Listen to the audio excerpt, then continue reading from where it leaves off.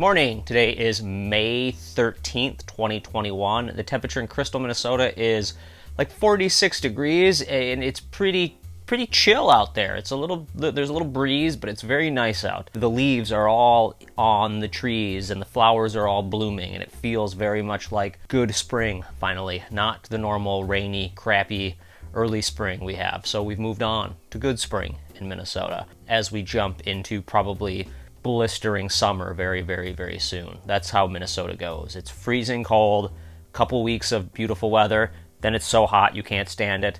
Then the fall hits and it's beautiful for like 2 weeks, and then the leaves all fall and it gets cold again. So, Minnesota. I got this really great question that has had me thinking all week since I got it on Saturday or Sunday or whatever. Someone asked me where I think Flush Studios will be in 5 years.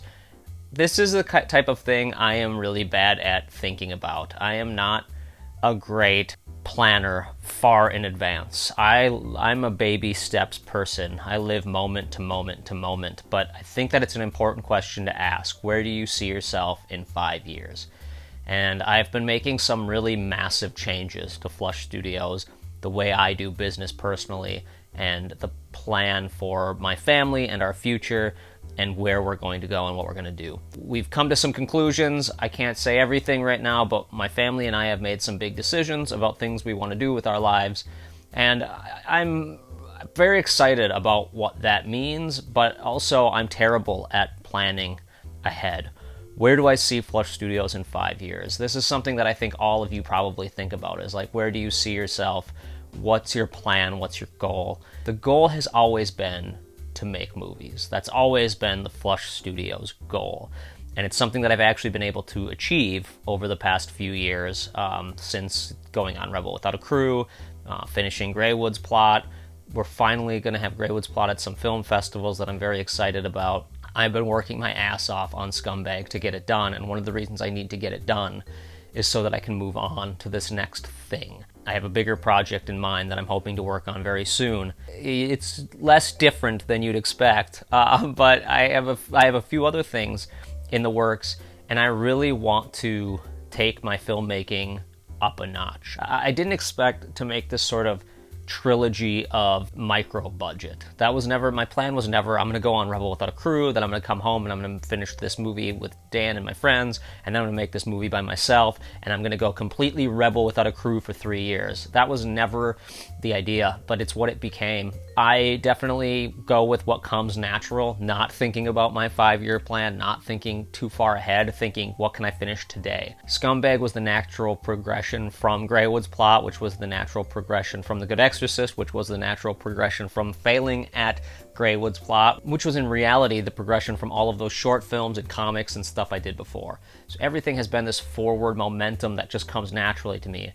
And what's coming naturally to me right now is that I need to work on something bigger. I need to do something that actually utilizes my skills to their full potential, utilizes the crew and cast that I've accrued over the years, the people I've started to love to work with, and find ways to work with them more. Part of that is now pushing to find a budget for some of these things and pushing to schedule properly in the future, find ways to elevate what I'm doing to the level that I want to be at.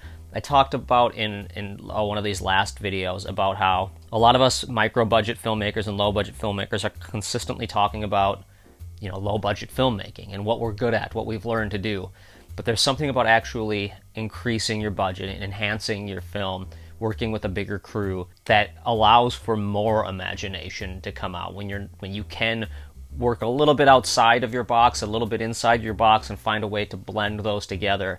I think it's important as you grow as a filmmaker, and that's one of the things that is just like really stirring up in my head, especially working on Scumbag, where I really feel like while I'm able to utilize everything I've learned on this movie to just get it done, it would be nice to move on to a place where I'm not just trying to get it done, but where I'm actually able to get some of these ideas out of my head in a way that doesn't rely purely on me, where I can bring other creative forces in and that utilize multiple imaginations at the same time. So I'm very excited about where Flush Studios is going, and it's great that I have this excitement. I think the excitement is what pushes you forward. And on top of that, not just excitement, this nervousness, this like energy of, I don't know what I'm doing.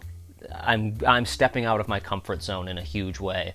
That's interesting to me because I've always been really good at sort of being comfortable wherever I'm at and finding a way to work my comfort into it. And this is the first time I'm starting to think about it and going, ooh, taking that step makes me nervous, or taking a bigger step makes me nervous. So I think I'm just going to flow with those nerves and see where it takes me. I appreciate this question because it really made me think, and I'm sort of just rambling what's popping into my head as it comes.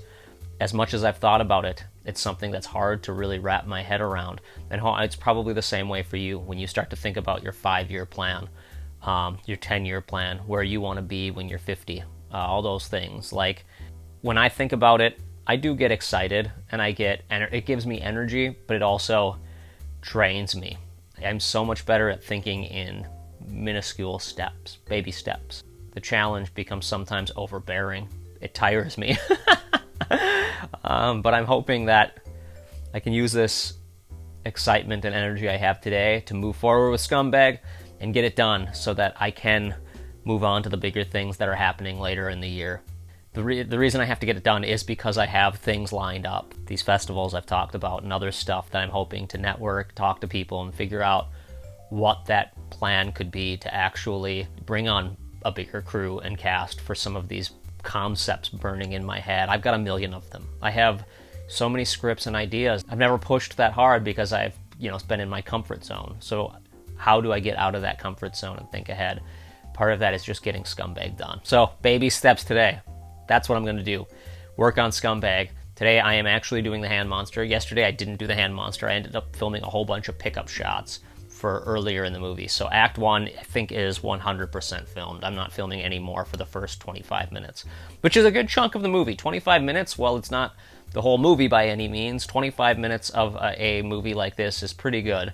I didn't know. I thought that this was going to be a short film, so the fact that it's becoming an actual feature is very exciting. Who knows how long this feature will be? I'm just going to work until I can't work anymore, I guess, and see what it becomes. But I'm very excited. Scumbag is an interesting movie, and I think you're all going to like it for what it is, hopefully. Hopefully you'll see more of it on this YouTube channel, because one of the things about Scumbag that I really want, and all 3 of these first features, is that I want to share as much as I can with you. I love behind the scenes. I love behind the scenes documentaries. I'm a huge fan of anything where I get to see the process of filmmaking. And part of the reason I made these 3 movies was so that you could see my process as I learn, because these have essentially been my film school. But now I feel like graduating. I'm curious what your 5-year goals are. Maybe I can learn something from you, so I'm actually very curious about what your 5-year goals would be, or how you plan your bigger life picture. So leave a comment below. I'd appreciate that. I'm going to stop doing these videos next week so I can focus on Scumbag, and maybe I'll bring them back once Scumbag is done, or maybe I'll do something bigger. Start doing these Scumbag diaries as like weekly videos, bigger videos, where I can really let you all in on what it's like to be in this position. Anyway, cheers. Let's kick some ass. Let's do this thing. Hands in. Go team. Comment below. Cheers.